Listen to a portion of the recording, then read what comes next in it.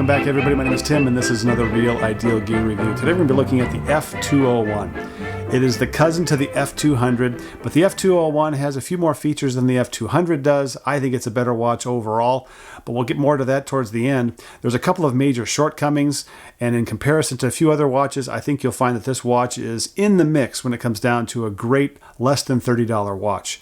So let's get started with the typical review. All right, let's get through the 5 things that I typically go through when it comes down to reviewing a watch, which is size, fitment, finish, accuracy, and then legibility, lume, or in this case, light. So let's start with size. Lightweight. This is a very small watch. For those of you with large to extra large wrists, this may not be the watch for you because it's just, the overall case size is pretty small. I'd go with something like the 1600 if I was to go with something a little bit larger. Even the Grayman is a little bit larger, so that's the W800. But for this watch, it is definitely an average size or smaller wrist would be adequate when it comes down to the size of the case. Size of the strap is fine. It's a little bit narrow, but it's a light watch too, so you don't need to have a heavy-duty strap to keep this watch on your wrist. Fitment, typical issue that I have with Casios. This one is actually one of them where it is too loose or too tight because these holes are punched a little bit too far apart, which means that you can't fine-tune the strap to your wrist. If they could squeeze in one more hole, that would be great.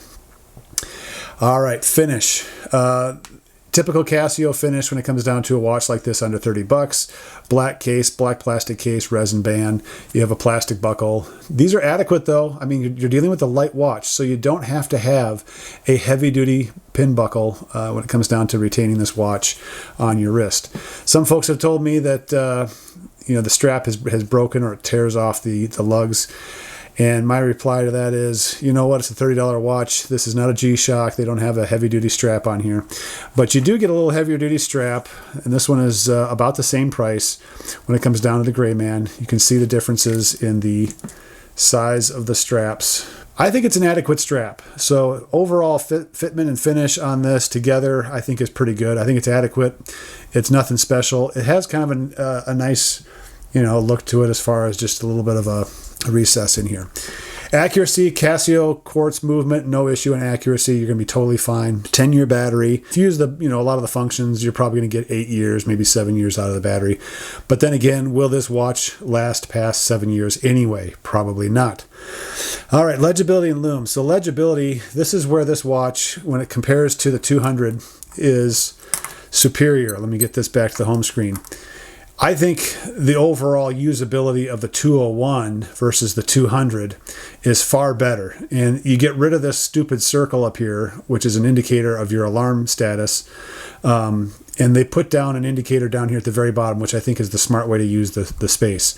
Because what happens is they had to cram in the day and the date up here, but look how much space you have for the day and date up there. To be fair, though, the 200 actually has bigger numbers on the time. So when it comes to reading the time, the 200 actually has a bigger readout for the time. So that's great. The button layout, I prefer the button layout on here. They're a little bit more tactile, easier to feel. These are smooth to the side of the case, kind of, it's all right, it works. I just prefer just a little bit more distinction between the buttons on here. They do stick out a little bit, so you have to kind of be, aware of the fact that these buttons don't have a button guard around them, so they can be accidentally pushed. I just think it just reads better. I like the square versus the round case. It is a square display in here. I mean, there's no denying that, but for some reason, this one sticks out when it comes down to legibility. All right, light. Both of these have an adequate light. It's a little light, green light in the lower left-hand corner. Matter of fact, all 3 of these have the exact same lighting perspective, lighting strength. So they do great. In the middle of the night, totally fine. You're going to see the display, everything about it totally clear. All right, things I like, things I don't like. What I don't like is the water resistance on here. It's just water resistant, which means that it's 30 meters or less. Now, does that mean you can swim with it, that you could shower with it? Yes. There's all kinds of comments that are out there when it comes to this watch and any other watch that's just water resistant that, don't be afraid of taking it out swimming and things like that. Besides, if it breaks, you're only out 25 bucks or 20 bucks or 15 bucks, whatever the price is that you get this for, but it should be right around that $20 range. True, okay. However, if you're anticipating doing those activities and doing those activities a lot, this is not the watch to wear.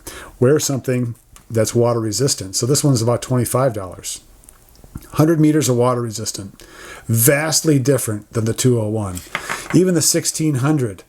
100 meters of water resistant, vastly different than the 201. So if you just spend a little bit of time as far as like, I do spend a fair amount of time swimming, or I'm going to wear this watch all the time, including bathing, things like that, then this is probably not the watch for you. I would go actually with the Gray Man. I think the Gray Man is better. Look at the display, is a little bit bigger.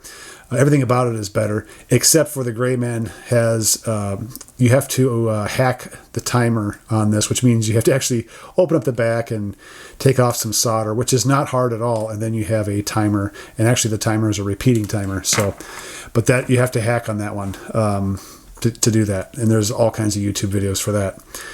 So when it comes down to the negative on here, it is the water resistance. The positives, it's the alarms. I love the alarm setup. You can actually set the alarm up to be a specific day and date. That's what this little window in the upper right-hand corner is for. I can pick the month and the day. So if I just put the month in, this alarm goes off every day of the month, and then when the next month rolls around, the alarm is inactive. If I just put the day of the week in here, this alarm goes off that date of the week. So if it's on the 4th, every 4th on every month, this alarm will go off. If you put both in there, you can specifically program that. And again, you have 5 alarms. So that's pretty cool. You do have the snooze function as well. All right. That is better than the Gray Man. All right. That is better than the 200. The 200 for that reason is out. Like, there is so much about this watch now, even on the functional side, that the 200 doesn't have. That just the 200, I think, is, why would you buy it? So I'm just going to get rid of that. I may give it away.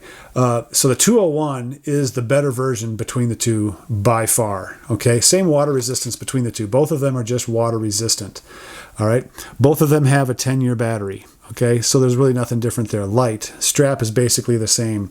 Case is about the same width. But as far as the functionability of it, the 200 or the 201 is the way to go. So I give this score a 9.2 out of 10. The reason it's 9.2 is the water resistance. I have to have the water resistance on here. To me, 50 meters is the minimum, and I'm not sure what it takes to get to 50 meters. I don't know why Casio doesn't make this one 50 meters somehow, because when I look at a watch like the Gray Man, and this one's 100 meters of water resistance, I don't understand what the engineering feat is that makes this 100 meters of water resistance, and this one has less than 30. So if it was 50, I would go with this one. This is an awesome watch when it comes down to that, except for the water resistance. And again, if you compare it to something like the WS 1600, 10-year battery, 100 meters of water resistance. This has a 10-year battery, but less than 30 meters of water resistance. So this is the rub. And again, put the watch in the right spot, put the watch in the right circumstance, and you'll be fine. So there's the review for the watch. This is the Casio F201, and my name is Tim. This has been another Real Ideal Gear review. We'll catch you guys next time.